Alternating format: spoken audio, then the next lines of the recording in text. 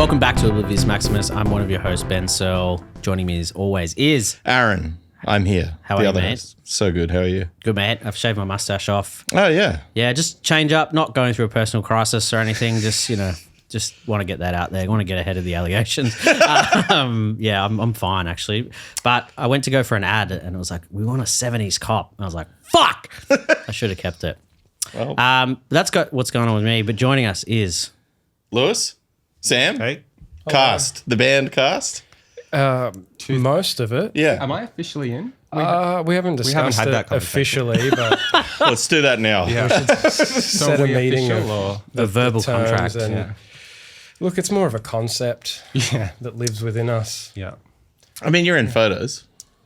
Yeah, in the live photos, not in Yeah. the promos.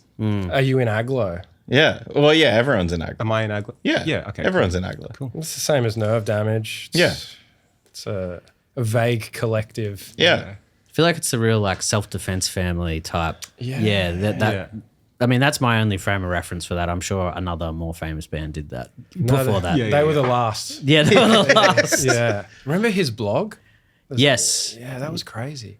Yeah, he loves his. He also had a podcast. No, we're talking about Patrick Kinlan had a podcast where it was like with him and his ex-girlfriend, and they would watch one episode of Entourage and one episode of Girls, and compare the two.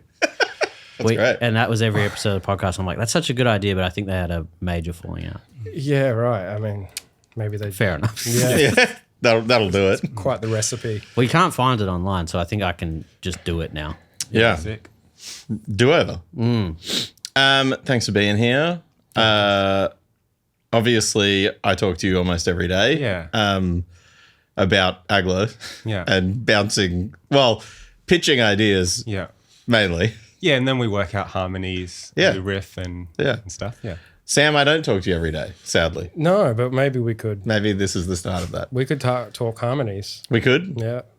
I was thinking yesterday, I reckon we've known each other for got to be coming on close to 20 years. Yeah, I was trying to think about this the other day. I think I met you when I was like 18. Maybe. Yeah,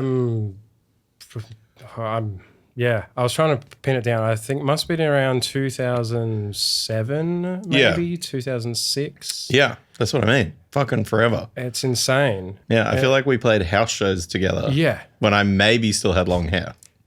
I don't even remember. I remember you. Yeah. But it's all like a blur, this vague kind of mesh Yeah. where I can't remember specifics, but That's the whole band experience. Yes. All you guys, I've only kind of met properly the last few years, Sure. but I've known who you were for 20 years. yeah. Well, it's like I was trying to refer to someone the other day, and I was like, and I just only could remember their username from a forum. Yeah. Yeah. And I was like, that's insane. Yeah. Like that's I still don't, after knowing this guy for 20 years. That's the only piece of information. Like, I remember an old guy I used to work with was like, yeah, I go to this footy with this guy named Snake. And I've known him for 20 years. And I was like, that'll never happen to me. Yeah. I was like, just happened on a forum. Yeah. You get to a point where you're too far gone to be like, so what's your name? We've known each other 15 years. Yeah. Who Can I look are at- you? Can I look at your license? I was trying to think of, as I often do, particularly when we have people in here who I've known for quite a long time. I try and scroll through the mental Rolodex of what was the show we met at? Or what was the thing we met at? And you were a classic hard one for me because I was like, well, we definitely played in living rooms, in Canberra, certainly. And then in Queensland and in New South Wales and sheds and the like. For a good couple year period. Yeah. I'm sure there was a lot, but Yeah. And what bands are we talking here? that would have been Slow Burn, maybe, before I Exist. Yeah, it would have been Slow Burn for sure. Yeah. And for me, Ghost it was Town. Ghost Town for me. Yeah. I was in a punk band before that called Germhead. Yeah. And I think we played at Tuggeranong Youth Centre or Yeah. something, but I can't remember. I really can't remember the specifics. Yeah. Oh, there's definitely, I mean, some of them weirdly are actually on YouTube thanks to J-Hat. But there is, someone brought up recently like a video of I Exist playing a house show, and I was like, there's even grainier footage if you keep going back. And then the other day, Dan from Iron Mind was like, did Slowman play in my living room once? And I was like, oh yeah, I definitely play. In like North Melbourne? Yeah. Yeah. Was that I remember going to a Miles Away show there. We definitely played that. We also talked about that because that one, a police helicopter got called to the house. I played there. Yeah. I can't, yeah. It was like, it was the Pepper of the year. It was like the house for house shows. Yes, yeah. Yeah, because we did a Cro-Mags cover for some reason, and that resonated with the market there. Yeah. They didn't care about anything else. Yeah, that won them over there. Yeah. I don't even know why we decided to do that. I don't know why we decided to do most of what we did. Well, I mean, that's the funny thing now that Sam sings in Bloodmouth, and Bloodmouth are like spooky. You know, he's ripped as hell now and wears a balaclava. But when he was previously a singer, he was real skinny and cried when he was singing and used to bash people in the audience while he was crying. Yeah. So like the turnaround from people's first experience with him, like I think that house show was a very funny example of this dude came down with us from Canberra just because he loved Miles Away and he was so excited that they were playing that show. And like first song, Sam just turned around and punched him in the face, and it definitely knocked him out. Like a guy who came with us from Canberra. And all these Melbourne like hardcore people who did not like maybe knew like me from forums or knew like Murph from Hard Luck or something, but didn't really know Sam. And he just like knocked a guy out, and they were all like, motherfucker, like it got very aggressive towards Sam. And then I think they realized like, oh, we know him. It's fine. Like he's allowed to cry and hit his friend. We have a very similar story from the Gold Coast, Queensland, Byron area of the same experiences. Yeah. Where we used to just put on our own shows, and I had a shed. Yeah. And we'd all beat the hell out of each other. But if you have outsiders come into this experience, it's probably quite a stressful experience for them. Oh, yeah. I think, it was always a classic of the art house of like hardcore show, and like they'd have metal shows, and it'd always be like a guy walking through the middle of the pit with like with a few pints, and you're like, oh my god, it's like someone holding two guys holding a plane of glass. It's like a stereotype. It's like here we go. It's like, and this guy's gonna get mad, and this is gonna be up above, and this the straight edge versus the beer drinker fight starts. And got to really hand out some pamphlets before those shows back in the day. But I think there's enough videos online now where people like kind of have some understanding. I think there is, except for like the older metal crowd still has not wrapped their head around it. By the only reference point I have from that is Extortion, because we play like death metal shows, and there'll be like death metal guys who are like, you know, the real hugging the barrier. Like they got there at doors and they will not leave that barrier. Like they need to be up front for Napalm Death no matter what. And then and fair enough. Yeah. So would I. But the second someone behind them starts moshing to the 20-second long Extortion song, they're like, what the fuck? Real annoyed about it. Well, I felt like we talked about that recently with Gate Creeper, because they're now kind of getting more of a metal crowd. Yeah, they've crossed over. And World of Joy. Yeah. That was the big one. A bit of a test at the Prince band room for a few. The old boys were just getting jackets punched in the back of the head. Yeah, it's a classic kind of thing though when that happens with like I think it was like Parkway went through that.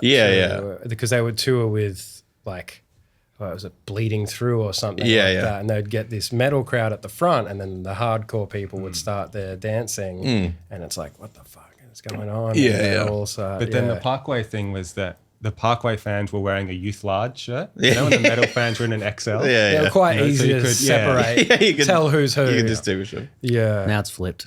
Yeah. I can't move a small to save my fucking life. As I've spruiked on this show multiple times, you want a small of any band I'm in, DM me and you're getting it for free. I can't get rid of them. Yeah, that's what I mean. Yeah. Like, no one's buying them. I don't know why I'm making them. I went through my merch at home. It's small. Yeah. So why do I? Well, my initial thought was I'll at least make one because they're easy to hang up when you're displaying merch. Then I got rinsed by people like Patty and Tom Sweetman and stuff, and they're like, but the prints look bad on smalls because they look enormous. Like the print looks crazy. You got to put up a large because that's what a person's actually going to be wearing. So, that's merch maths. Yeah, the merch politics. Yeah. You got to know about that if you want to be in a band. You're going to get criticized. It's very important. Yeah, can't put up a small. Yeah. How long has Kaarst existed for now? How did it come about? It was kind of just me. It's going to be a classic pandemic story of that We kind love of thing. Yeah. That's most of the podcast. Yeah. It all started in the pandemic. Well, I went through a whole phase throughout the pandemic of fucking just like, I'm done with all of the stuff that I was doing. Mm-hmm. So I started trying to paint and learn oil painting. And I was listening to all sorts of music, but I was listening to a lot of electronic-ish post-punk, new wave types, so your Cold Cave, Boy Harsher type thing, and just went down a rabbit hole of that sort of thing. And as you do when you listen to a lot of music as a musician, you start thinking about, well, what could I do? Yeah. How do I do that? Yeah, and so I just started attempting to learn to make electronic-based music, kind of just for fun because it was so far removed from anything I'd ever done. Yeah. Like I was just so used to starting a song with a guitar in my hand. Yeah. And so trying to write a song without a guitar or your usual sort of drum sounds and drum beats that you could start off with it really rattled me. Yeah, like I couldn't even write a song. I couldn't even get sounds that sounded pleasing. Sure. And so it just sort of came from that. And I think this must have been about 2022. Yeah, that I sort of wrote a couple of songs and just wasn't planning on doing anything with it. I just have this project, put out a few releases or something. And then I think Yulva were doing a show. I think it was like a sort of a comeback-ish type show, record release or something. Maybe it was a big deal. I can't remember anything apparently, but it was a big deal. It was Yulva and Ishua, and Mike from Yulva asked if I wanted to play. Yeah, but as like a solo sort of ambient set that I was doing sort of in the years before that. And I was like, I'm not really doing that anymore, but I've got this new thing. And it was like, sounds great. And then I don't know if it was by coincidence, but Bitumen were playing as well, which were in that world. And sort of a great kind of post-punky type band. I don't know if that post-punk term is way too loose now. But yeah, it's pretty broad at this point. Yeah, but so it kind of worked, the theme of the show. So we were like, okay, cool. And I was like, I don't know how the hell to do this live. Yeah, right. Do I, to pull off these songs, I need 10 different people. Because I just have all these random layers of random things. Didn't know how to make the music. So I was just finding sounds and throwing reverbs on them and stuff like that. And then sort of just spoke to some friends, like my friend Morgan Wright, who plays he's from hardcore, usual, but he's sort of an electronic music guru in Melbourne. He helped me out a lot with preparing to play live. And then I talked to my good friend Scott. We just talked every day because we'd had a lot of the same things to talk about throughout the pandemic and everything, and we're good friends. And his band Sunder wasn't really active anymore, and he was sort of trying to fill a gap. And I was like, do you want to play something with me live? I was like, maybe you can hit play on a keyboard and just bang your head or something. And he was like, sure. Because that's kind of the meme of someone playing, electronic music. It's like, I'm just going to go pay to see some cunt press play. But Yeah. then you see it live and you're like, no, there's like a lot People happening. doing stuff. There's like a lot happening. Sometimes. Some- Sometimes. But no, it is that thing. And I had this sort of like moral battle with myself of like, am I going to be what I swore I would never be? Yeah. And just hitting play. And I was like, I can't do that, but I'm sure there's some compromise where we could sort of half perform some of the parts and play the backing tracks. And then you sort of, as you explore these worlds, you realize that's what most of these bands do. Yeah. And it's only gotten worse or better, but whatever. Like, I guess it's kind of an identity thing as well. Like when you're talking about trying to make the music, it's like, well, I'm in this world. Yeah. And like I have these set of skills. And then it's like, well, what if I completely got rid of all my skills and started again? Yeah. It's like, could be a pretty confronting experience. Oh, yeah. It's humbling. yes. Humbling is a great word. Yeah. It becomes a psychological battle because you're like, am I shit? Like, But it's also like the way I was initially involved was I mixed a few songs. And then I think on the next song you asked me to mix, it was like, can you mix it? And if you'd like to add a guitar, feel free. And then we played a show and there's only like 2 or 3 parts on the guitar that I actually have to play. And the rest of it's like improvised kind of vibes. And that's what I'm saying is like, we're all just expressing. It sounds super hippy dippy, but we're like expressing ourselves live because the playback's really simple and you have to keep busy. Yeah. So yeah. you do kind of make up this stuff that is much more improvised and it sounds like us, I guess, which is cool. that's what I like And about it's- it is like, and then that's one of the reasons why I wanted to do this in the first place is this sort of new path of expression that I'd never explored. Yeah, it's like a different palette or whatever, but bringing like what, say, Lewis, Scott, and I have from our past like years as musicians, but also the psychology of what we did. Not so much about the skill set of our technical abilities, more so like the mindset that you go into playing songs, writing songs. Yeah. And like blending these worlds and I guess making something new out of it. And it becomes a new form of expression, which then becomes exciting. Yeah, absolutely. Um, I mean, I think the other thing too that's really it's a cool opportunity as well is like playing different shows. That's the other big thing for me with like any time I have an opportunity to play in a band that's somewhat different, even though for me they've generally been in the same sort of spectrum, has been like, yeah, I'm down to play like more of this kind of show or this. I've never had the opportunity to do this thing before. So, now it opens that door up. Like, and I think particularly with the stuff you guys are doing, it's like, I mean, it's very different to where you were, Yeah. I mean, like, the irony of that is the show we're playing tomorrow night Is a doom it's show. a metal It's show. a metal show, yeah. But that's kind of, I mean, the first show we played was with 2 metal bands.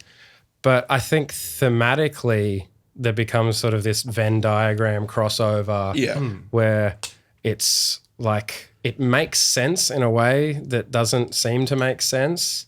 Like one of the first shows we played after, like the second show we played, I think was with a French band called Perturbator, which were booked by like Dave Haley. And, can't remember the name of their booking agent. Soundworks, yeah. And you look at the Soundworks roster, it's Behemoth, Mayhem, Emperor, like, and then Perturbator. But then you see the Perturbator show and it's almost like a metal show. It's this intense electronic experience, but the electronicness is like, it's just some of the sounds, but the experience is this intense experience. And turns out, he was wearing a Bolzer shirt. It's he's part of the team. Yeah. I feel like, but that electronic music can be heavy in the same way by being different. It's like, I don't know, it's like how Blood Incantation, is it that time code? It's like, that makes complete sense that they made that record as well. Like it just fits. Like, whereas like sometimes it's more weird that like a youth crew band plays with a death metal band. It's like, that's weirder. Like those worlds don't.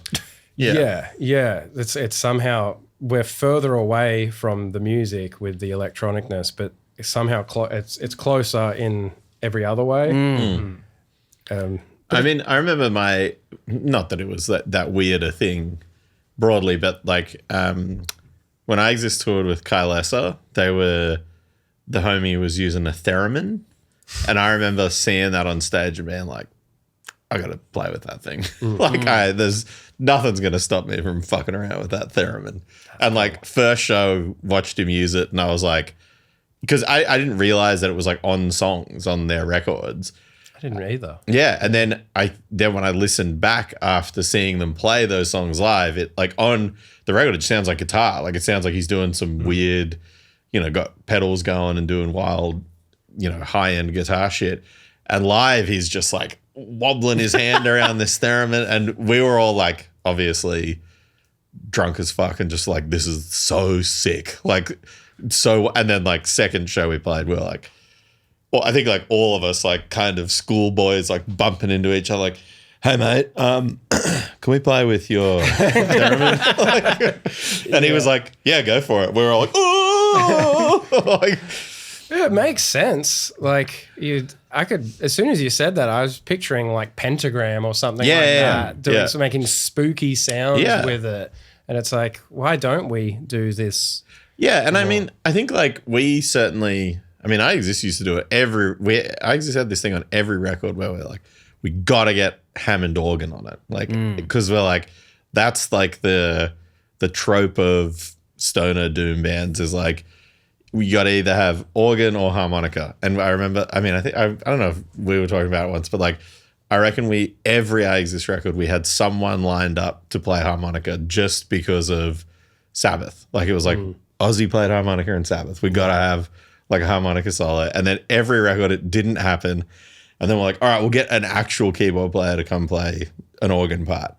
And then every time that would never happen, and then it'd fall on me and Murph sitting there with a little MIDI keyboard just being like, that's the note. All right, what's the chord? That's how you do a chord. All right. Yeah. And then it'd be like, now figure out the bits that go in between it. And it'd just be like two idiots sitting there like, I'm still like that.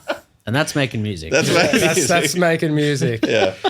But yeah, I mean, Hammond organ sounds so heavy. Like, I got to listen to it.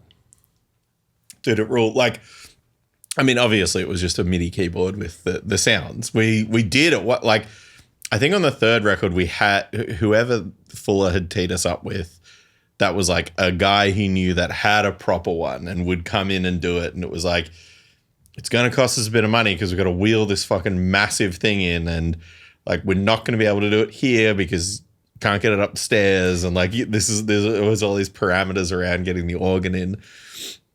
And I remember us all being so keen, and then for whatever reason it just didn't happen. It was like, all right, dust off that MIDI keyboard again. Well, Get the stock Logic sound or something. Exactly. Yeah. Bring up the one from the last album 4 years ago. Yeah, so it's a motif. It's like, is it Joe Barresi has the triangle that he puts on every record? Yeah. I don't know if it's true or not, but... Well, when I started Aglo, I was very committed to cowbell on every record, and then basically forgot after the second time of doing it. But, Yeah, maybe on the next one. Yeah, well, you got to get yourself a cowbell. Yeah. Have you got one? I do. Oh, there we go. So Fine. maybe on this record. Easy. Yeah. Sick.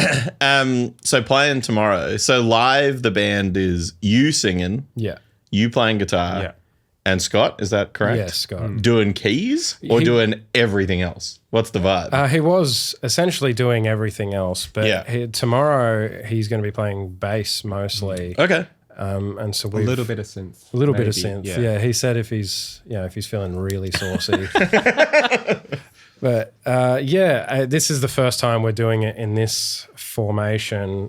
It's been just, I guess, a journey of figuring out what this is and what do we want to do and what's exciting and stuff. And so it was actually Perturbator that gave us the idea of playing with real drums. Okay. Because Perturbator is essentially James playing synth and guitar, and then they have a live drummer. Right. And it just sounded insane. Yeah. Like, it just brought this intensity to the live show that I think can lack like with electronic music, but not as a bass line, but as if like maybe for us, because we're used to seeing, I guess feeling and seeing these live musicians. Hearing cymbals be in the room with you. It could be a subconscious psychological thing. But I watched a band recently. It was like that band Within Temptation. Oh, yeah. And the band that opened for them, I can't remember their name. I was like just working the gig. Yeah.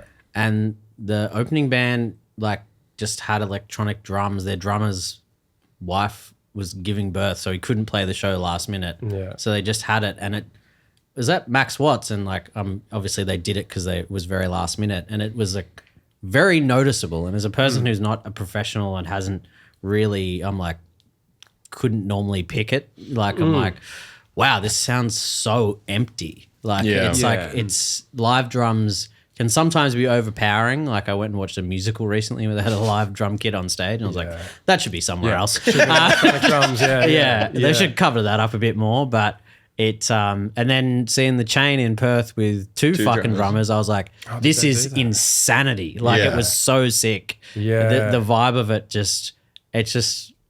but can really change it. Like there's a little bit, I think, of like electronic stuff is super on the grid. Whereas live drums are like, even with someone who can fucking play, they're kind of loose and it fills in all the gaps. And it's like, you can really feel the air moving from the heads of the drums and stuff. It's the imperfections of it that bring the energy. The realness of it. So I guess like just playing playback tracks, they're sort of perfect. And it can sound just kind of like BGM or background music like in a club or something. And like, I'm not saying every band's like this. It's just kind of been my experience figuring it out. And so so now tomorrow night is the first time we're going to do it with a live drummer. Oh, cool. So see how it goes. I'm optimistic. Yeah, that's good. Yeah. It's funny, like, kind of rolling into a show not really knowing what will happen, but having the faith in the four people on stage that we'll work it out. And I think that's like, to me, that's such a musicianship thing. Like it's like a different level of being a musician. I mean, we've kind of had that with Aglo too. Like I don't think we were talking about that last show. Like we haven't practiced in like 2 years. But we can hop up and we know it'll be fine. And it's the same for Braden. He shreds, but some of the fills he plays, I'm losing it, and then he lands on the one and it's fine. But it's like he's sometimes a horse that just caught the whip to the ass, and then he's just got to find that one. As long as he finds that one, it's all good. You know, and like he always does. But there's moments I'm like, oh, we're fucked. But I mean, I've gotten to the point with him now where I just turn around and he's like, and he's like, I'm like, his eyes are like saying he's wobbling, and then he's like hits it, and I'm like, well, that's all good. That's how it is. It keeps you on your toes. I mean, it's very fun though. I mean, someone I can't remember. Oh, it was playing with Harm's Way because they recently, which again is not telling any secrets, they moved to like playing to Chris playing to a click. And, you know, I think it was sellouts. No, but I think for them it was big. Like a lot of bands as they get bigger, like it's playing these massive shows where you cannot fucking hear anything.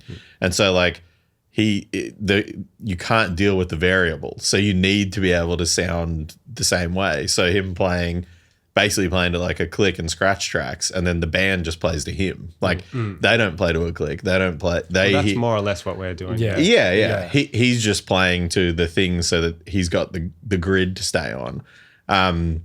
But like the reality is, you know, for them then it's like it is very perfect and it sounds awesome, obviously. And they've also like retooled stuff as well. Like they're not playing the record, like they're playing the live version that they've figured out as to how this song goes.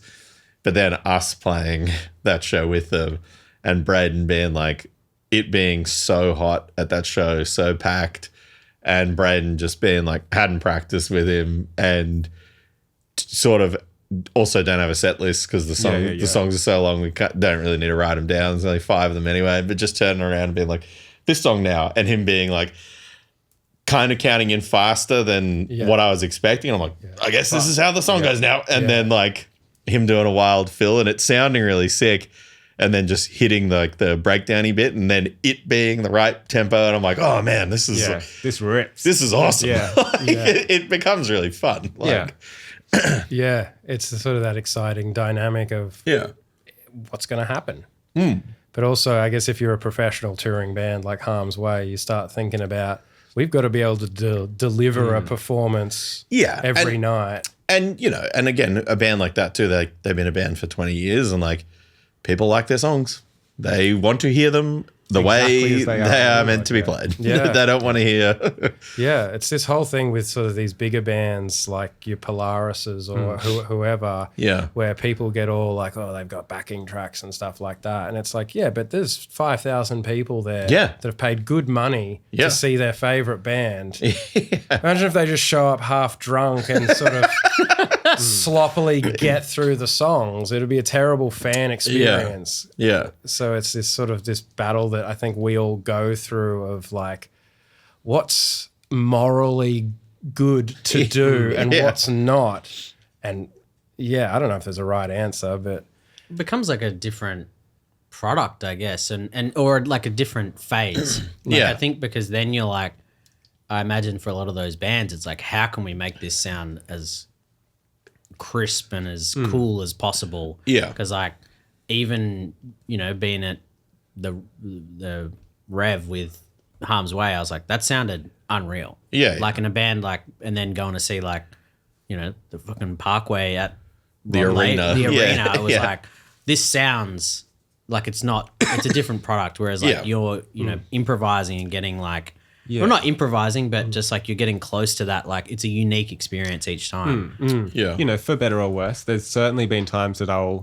we'll kind of run the songs and I'll have something that I love and I'll never be able to play it again. Of course. It sucks, but I mean, that's like we've talked about it quite a lot, but like I am a terrible improviser on guitar. Like I am, and I don't know if it's because I came from like learning music at school. So I'm like very like, I have to write it and then I will play it. Basically, I'll play it the same way every time, other than adding heaps of pinch harmonics. Like that's the only thing that I do differently. But so like my thing is I try and play everything the same way every time. Like every lead I did in I Exist was written and I could still play it. Like I just wrote it like a riff kind of thing. And then you know, play in a band like Josh, who's in I Exist, like, you know, again, can't remember half the riffs he wrote, but he will rip that solo that he made up on the spot and he'll just find it again every time. And and he's explained it to me too. He's like, oh, you know, I remember the hooks. And then it's like, I'll nail the hooks. And then everything in between the hooks is just whittling or whatever. Like, it's like a classical musician versus a jazz musician thing, as they sort of polar opposites. Yeah. But it's a gamble, but it can be exciting because you don't want every show to be a copy and paste. Yeah, 100%. But you also want to be able to get to a level where we know at least 50% of tonight's show is going to be what is expected. Something. But this is what's hard, especially with, I think, electronic-based music has been my struggle because I'm like, some of this stuff, I don't even know how we would do it live. Yeah, right. So I went through and watched a bunch of Nine Inch Nails, like live DVDs and stuff like that. But there's just so many people on stage. But the songs have a whole new life. Like they like Wish or Head Like a Hole or something are so much bigger and heavier and almost metal punk sounding or something. And I kind of like how the studio and live can be different beasts and you can offer something different live, but whether that's good or bad is, I don't know. Like, well, sometimes I've listened to a live version of a song and then I'm like, oh, I actually prefer that version of it. Because there's like this quality to it that's like either a bit heavier, or I've gone and listened to like the album, which was like a couple of years older, and they're like, oh, playing it live, they've like developed it a bit more. For sure. And you're like, really want that live version. Yeah. And No, and it's I often listen to music as an engineer, and I wonder if the live version is how they wrote the song, and then the producer said no. Yeah. So I think sometimes it can be the inverse, that live they rip it how they, intended. But when Yeah. they recorded, some huge executive at the label was like, "You're not playing that." Yeah. And I saw this guy medium build a little while ago, and he kind of he's like a singer-songwriter, and his clips that have kind of gone viral on TikTok and stuff are him just playing acoustic in a fucking backyard. But the album is all pretty electronic and pretty like layered and a little bit boring. Yeah, like he right. sings it pretty flat, and then I've noticed his newer stuff is more like these and I saw him live. He was here like not long ago, and it was just him and a guitar on stage, and it was way better. Yeah. And I think he'd clearly gone like, oh, I actually don't need a bunch of this stuff that's Yeah. on these recordings, or thought he was trying to go for a more maybe polished sound. Yeah. And it's like, it's interesting that then him doing live versions of the song has actually changed what he's doing Right. completely. And his new albums are like just that. I mean, I think you can feel when someone's not being honest in a recording, and it's like if someone's trying to be this other thing, even if the lyrics and the song is the same, the feeling's not, and it's like the lyrics aren't going to hit the same way if you're trying to be this other thing. So just play it how you intend it or how you feel it. Yeah. Well, that's this Yeah. like this indescribable quality of like live stuff is just feel. Yeah, like, yeah, it's yeah. like, how does it, how do you recreate a lot of the energy in the room? Yeah. And it's like, the classic like co-worker, if you work at an old place, like, how do you listen to that music? It's like, you watch it in the Yeah, yeah, room, yeah, and it's yeah, like yeah, you get this feeling from it, and like it's something else. Like for me, like just watching on the Slipknot on the Knotfest tour, watching them, what was it, 3 shows? Yeah, like I don't listen to Slipknot, but you watch it live, and you get so sucked into it. Yeah. And it's exactly that. But what I've battled with Kaarst is like the first show that we played, we were like, oh shit, this is completely different. Like, Yeah. it's not my headphones in my bedroom. Yeah. And so the first time you hear the sounds through a big PA is like, Yeah.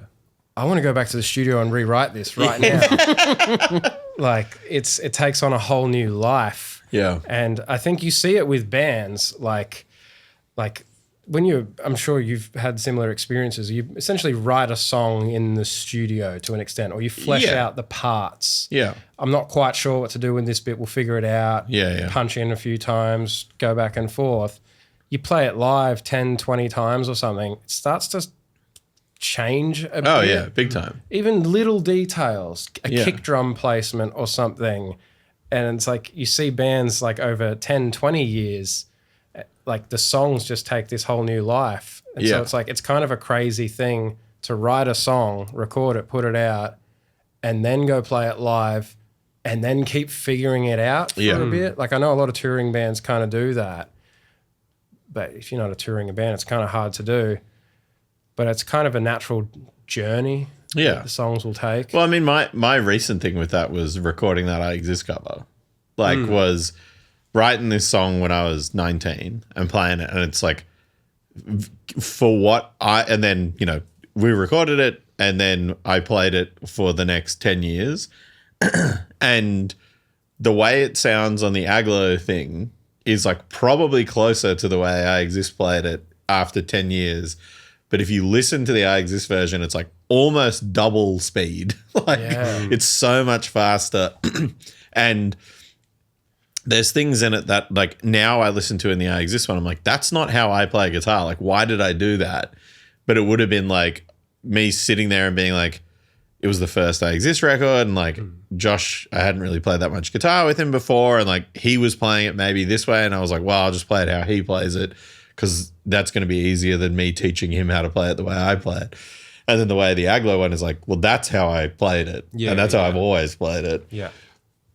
But it's very funny, like taking this thing of being like, like kind of like you were saying, like what the Aglo version is kind of like the live I Exist version, and then that's what's now recorded and out there. But I don't know. I think the other thing as well is like things taking their own way live. I mean, not that it's the same thing, but it's kind of similar in the fact that like with Aglo, like I write it all at home without a band essentially, and then. I mean, for every record other than the ones that I played drums on, like I've had one practice with a drummer and then been like, all right, press record. Yeah. And then we'll see how it goes from there. And, thankfully the people who've played drums have both been like amazing at doing it on records, and very like proficient at recording, but they've both been like, oh, I'm going to play it like this. And then I'm like, that's how the song goes now. But I think that's you also having the openness to let people express themselves. I've certainly been in bands with people where it's like, this is the fucking song, this is, it has to be like this. Yeah. And I think what you do is you let people do what they want to do because you have people that you like their drumming. Their vibe or whatever. So whatever they play will be sick. Yeah. I mean, and I think the only thing that I've done with that, with writing songs is like, someone was saying, I can't remember who was saying, like, insane that I don't write drum fills. And like, one, I don't care. Two, it's so annoying putting in MIDI drum fills. Like, mine are just truly the most annoying thing in the world. So I'm like, that's a 4/4 beat, baby. Yeah. That's GarageBand, whatever his name is, Tom Heavy. Yeah. Give me that 4 beat, brother. Yeah, just get the job done.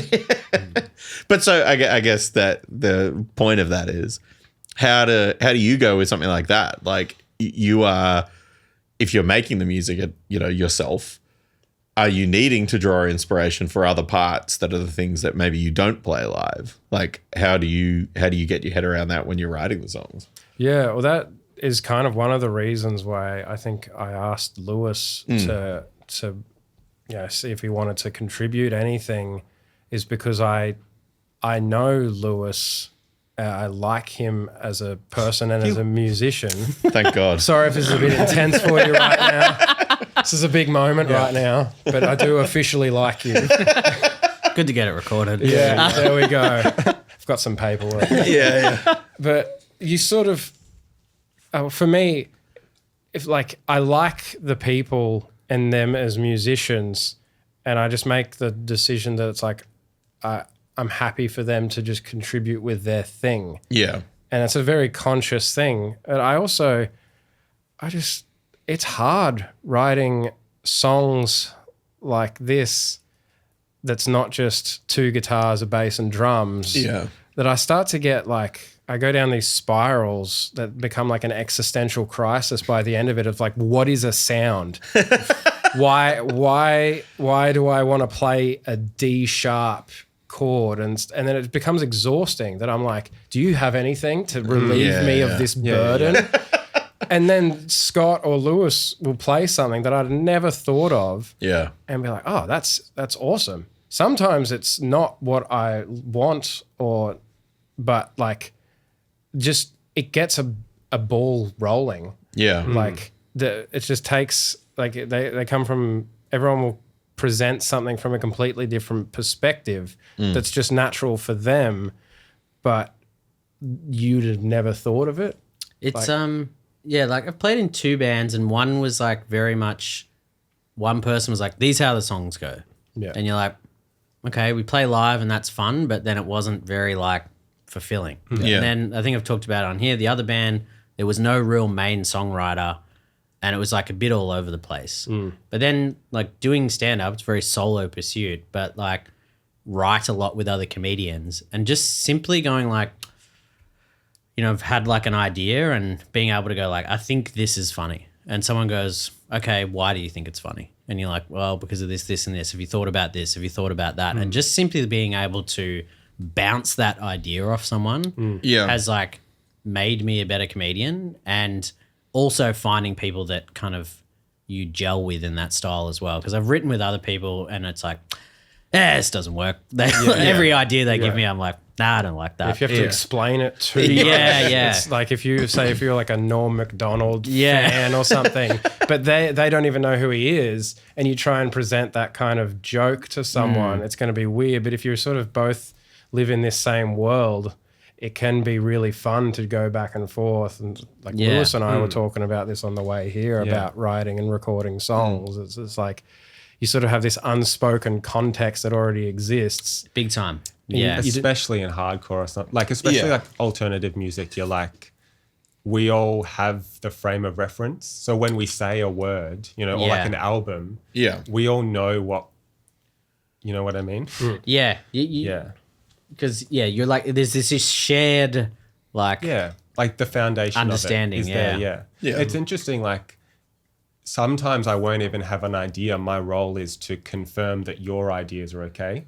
Like sometimes Sam will have something, he's like, I'm not sure if this is any good. And it's just my role to be like, no, this is sick. Yeah. And it's, you know, because as creatives, we never know if anything's any good. Yeah.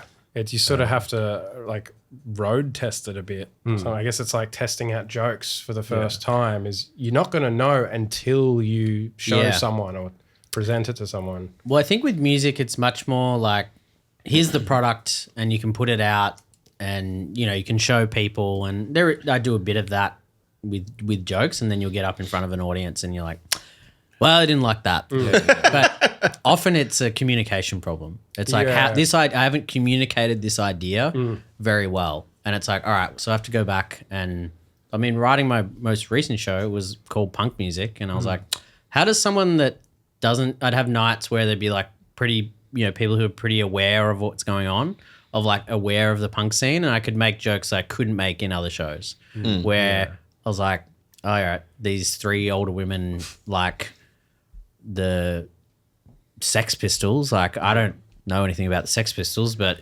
hey, you want me to make jokes about 2010 Poison City Records shit? Like, people get, you know, but there is...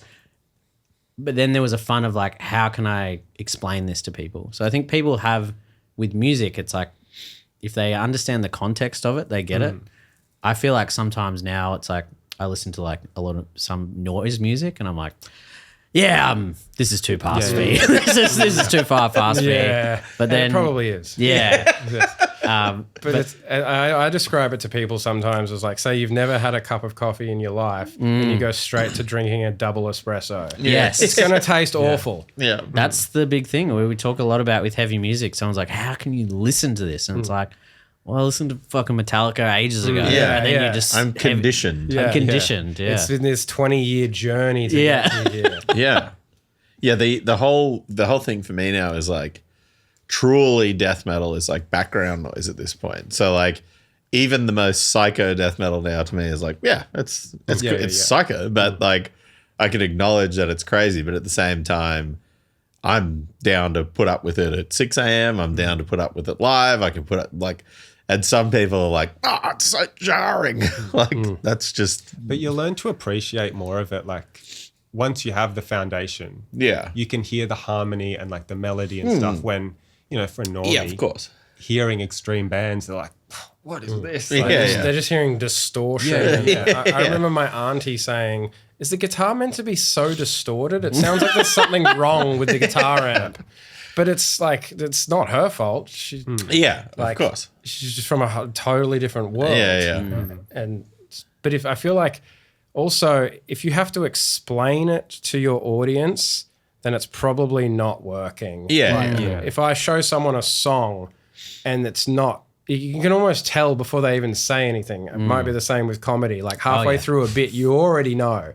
You're like, you don't even need to say anything. I know this sucks, but it's kind of just the journey you have to go on. You're going to willingly go up there and go, here it is. Yeah, that sucked. And I think that's what's so like, you know, that's the thrill of playing live. But because sometimes you'd get off stage and you're like, what the fuck was that? But then like when it hits, you're like, I'm the greatest person alive. Have you seen that documentary, Such Hawks, Such Hounds? Stoner Doom one? I always think of Matt Pike's bit of a bit. Like he's a comedian. I mean, he kind of is. That was joking. But he says it's like when it's all like happening, you feel like a warlord on stage. Yeah. Like especially playing those sleep riffs or high on fire riffs, where it's like, but there's so much that has to go right Yeah. Yes. for that to happen. But it's kind of like the journey you need to go on, because there's no other experience like a live performance. Yeah. I've tried a bunch of other art forms and things like that, and nothing is anything like a live performance. Yeah. 100%.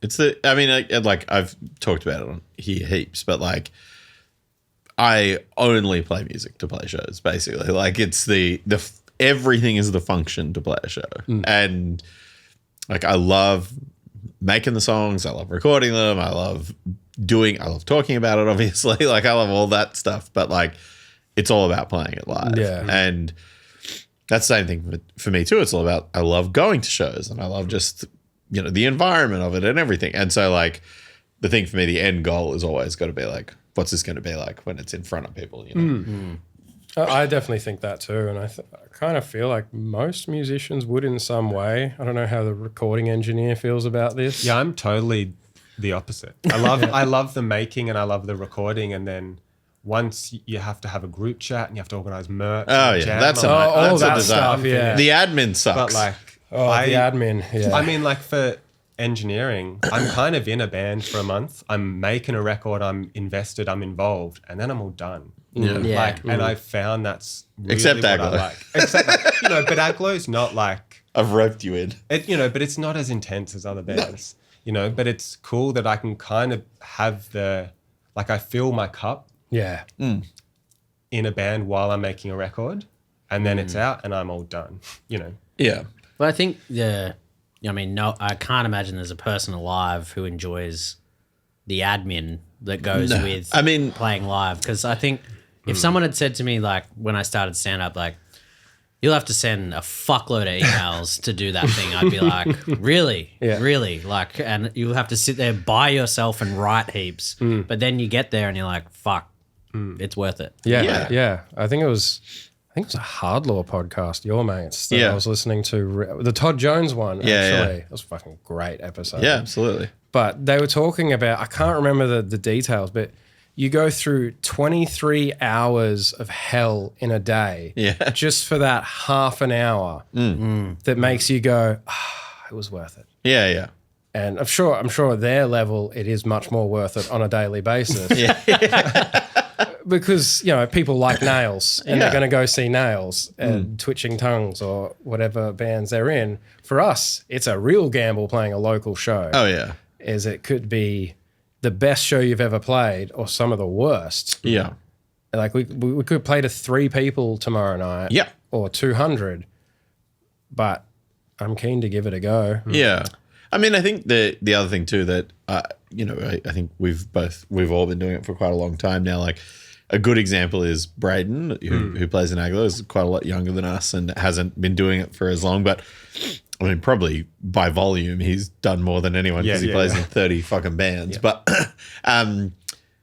he's someone when I remember when we played the first show, he was like, oh, I'm really nervous. And I was like, you don't have to be nervous, man. It's just fucking music. And he was like, nah, but what if I fuck up? I was like, you probably will fuck up. And he was like, oh. And I was like, no, I don't mean like, I'm telling you will. I'm saying like, yeah, I fuck up every show. Yeah, and sometimes I've played, like the example I gave him, which I think was he was like, oh man, that's really smart. And I was like, I'm pissed. But anyway, I was like, every show you play could be the worst show you've ever played. So why stress about it? Yeah, just accept it. Just and then accept it's a relief to hear that. It's like, I'm going to fuck up and that's fine. Well, I mean, I remember Searlo and our group chat gave me a big tease about it. But when Extortion played in New York, it was like this, it was kind of like, oh, we're headlining the show in New York. The club's really sick. The bands are sick. It was all organized well. I had like 15 friends who happened to either live or be in New York at the time. Like spent the whole night just pissed as talking to Hartley and playing Remember When the whole night and then go and play. And Jay breaks a string halfway through a song. Extortion songs go for 30 seconds. So I'm just up there basically doing a bass solo for 15 seconds. And, then it was the one video that I got tagged in on Instagram. It's always the way. And it was like, isn't it? well, that's funny. Yeah, Like, yeah. It's funny that everything was right leading up to that show. Your good city with all your friends, big show, everything. And then sometimes those can be the worst. Yeah. Well, I just want this to be over. And like in my head afterwards, I was like, my mom and my sisters are going to say like, we can't wait to be like, first time I've ever played in New York. This is so fucking cool. And the one I get tagged in is me like, playing bass by myself. Yeah. But I think you having the ability to roll with that kind of, that's a part of the fun. I think like the effects I'm using for Kaarst, there's a whole heap of stuff. So if I lose my place, I can add heaps of reverb. It sounds like a synth. Yeah, cover it up. Yeah, like you learn to roll with it. We make it part of the show. And Yeah. This is what I always tell like younger people that I work with at work in the theater and stuff is like whatever you do on stage, just own it. Yeah. And embrace it. Don't stop and panic. Just like own it in your own way and keep going. And the audience will just stay there with you. Yeah, because no one knows you've made a mistake until you freak out. Well, that was like, doing the shows over the last month. I'd be like, oh yeah, I forgot this, and this, and I panicked for a moment. People were like, oh, I didn't even notice. Yeah, but I only noticed because you said something about it. Yeah, I was like, so they feed off your energy. Yeah, in a way. Like if things don't go to plan or whatever, most people aren't going to notice. No. Or care. Yeah. They're going to notice when you're like stressed and freaking out and stuff, and then they'll feel that energy too and sort of look at each other weirdly. And but it's cool when you see these big bands like fuck up live. Oh yeah. I mean, again, like obviously mentioned it before, but like I think one of the coolest things about watching the Parkway Stadium experience was like first song I was like out of tune. Yeah. And I was like, not their fault. Yeah. But guitar's out of tune. Yeah. And I was like, well, at least I know he's playing it. Yeah. And it's not like, and you could see he was like, and then after that he was bending everything. And I was like, he's figuring it. And I was like, this fucking rocks that we're still doing this in the arena setting. Yeah, they are still the same guys in some way. It's funny, but it's kind of cool. Like that becomes more of an engaging experience in some ways. Well, and then after that point, I was like, man, what else can happen? Fireworks. Well, you suddenly brought in like you're on the edge of your seat. And it's like if everything's perfect, it's kind of just sterile. And I think we've always aimed for doing things perfectly. Yeah. I guess culturally. Sure. But we sort of hit this point in this last 10 years of like, music sounds great. Everything sounds great. Everything sounds big and amazing. Yeah. And everyone's Instagram's amazing. And it's so boring now. Yeah. And I think this is why like content has gotten shitter. Yeah. Like people are just making shitty iPhone videos. Yeah. Instead of these high quality productions. It's like, I don't know what it is, but there's something about us. It's like an aversion to perfection or something. Yeah. I think people actually, a mate of mine does like user generated content. He's like, if you're like, the reason there's so many of those videos of people talking to camera as ads now, it's like people see the high quality and like flick past it because they're like, I am seeing it's an immediately ad. marketing. It's just a Toyota car ad. I'm not even paying attention. But if they see like a person that is just in their bedroom talking, they're like, oh, this is someone talking to me, and they're like, oh fuck, I'm watching an ad. Yeah. I think people are now catching on to that, and there's like a bit of a like these. It's just.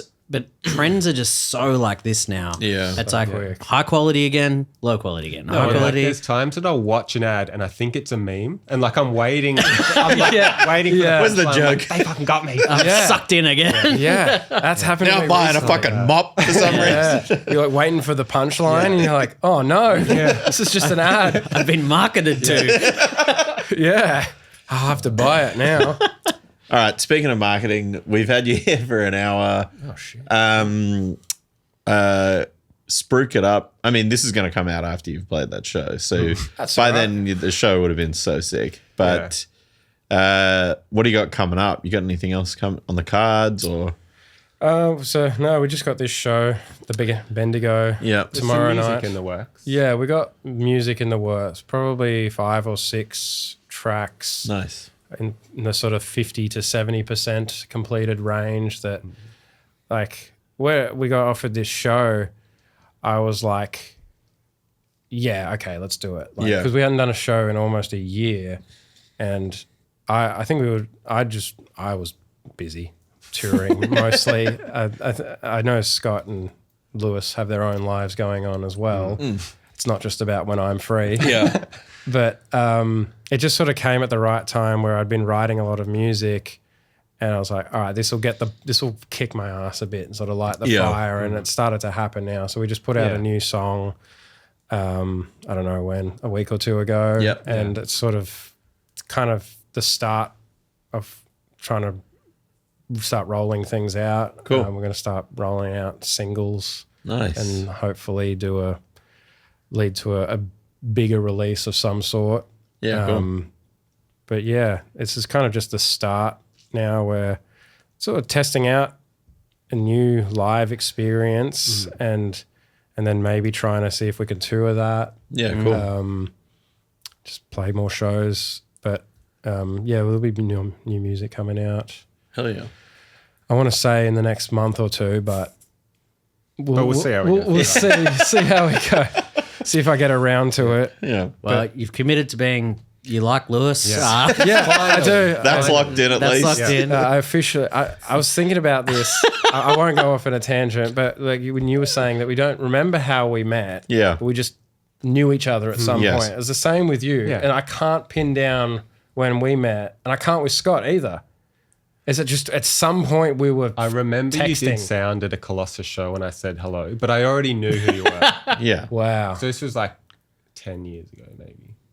But yeah. Yeah. But like, I feel like I knew you, or maybe I don't know if it's like we just have mutual friends and stuff like Yeah. that. I mean, that's the hardest thing as well. Is like, well, we all know the same people. Yeah. Yeah. Well, it's meeting someone and then you meet them in some weird context and then you like add them on Instagram. And it's like, oh, we've got 150 Yeah. mutual friends. Yeah. And you're like, how do we never Yeah. cross paths? Yeah. And you're like, oh, we really are in our own worlds. Yeah, it's like I really, on a daily basis, only speak to the same 4 people or something. Yeah. But yeah, it's a funny thing. It just worked out, didn't it? Yeah. Here we are, In officially the end, friends. Officially friends finally. Yeah. Recorded evidence. Texting almost every day, but yeah. I Exist shows and Aglo shows. Yep. That's what I'm doing. Extortion's playing with Iron Lung. Aglo's playing some shows in June in Melbourne and Frankston. We put them up today. And then I Exist is playing in July. That'll be dope. What about you, Lewis? Lots Recording? of recording. It's hard. I can't really Can't talk about 'em. about the stuff I'm working on. But hit Lewis up to But there's record. heaps happening. There's big stuff I'm coming. very busy. Yeah, there's huge things coming soon. Good to get a big things coming on the pod. Oh, Yeah, yeah. yeah. If you want to sound exactly like Aglo, just hit up Lewis. Yeah. Are you doing any other music projects? Not really. Yeah. I'm kind of full at the moment. Yeah. Aglo and Books and are this is closed. plenty. Yeah. Books are closed. While he helps me figure out Books how are to open. book open. Yeah. For money. The book. Yeah. Yeah. Searlo? Nah, I'm working on an interstate tour at the moment, which I'll announce more once I send more of these fucking emails. Yeah. And cunts reply to them. So coming to a state near you, and then doing some trial shows. I'll talk about that. Some fucking cunt commented on the Spotify thing. Gave you some grief. Gave me some grief for saying Comedy Fest too much on the last episode. yeah, if I that's saw you, go to fucking hell. No, no. Thank you for listening. Thanks for listening. But yeah, thanks for coming in, guys. Yeah. Nice. Thank you so much. Cheers. Cool. Bye.